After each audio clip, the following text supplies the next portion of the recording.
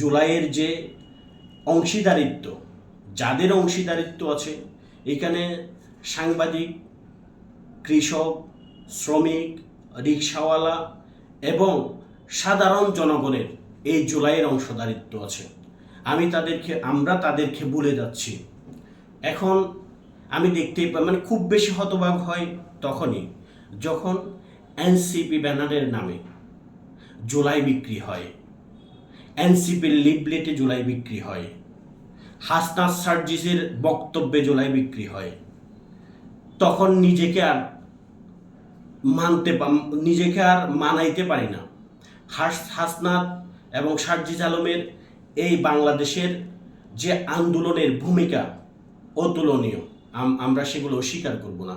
কিন্তু একটা দলে পরিণত হয়ে তারা যে এই জুলাই গণ অভ্যুত্থানকে বিক্রি করে, জুলাই গণ অভ্যুত্থানকে বাজার দরে বিক্রি করে যে তারা রোড ম্যাপ করছেন, যে লিফলেট বিতরণ করছেন, আপনারা এগুলা দেখে আমরা হতভম্ব।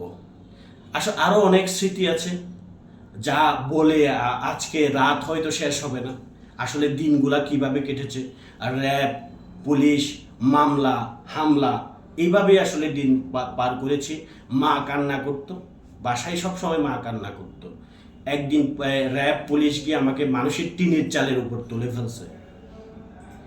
আরও অনেক স্মৃতি আছে, যদি কখনো সময় হয় আপনাদেরকে আরও জুলাইয়ের স্মৃতি আমরা তুলে ধরবো।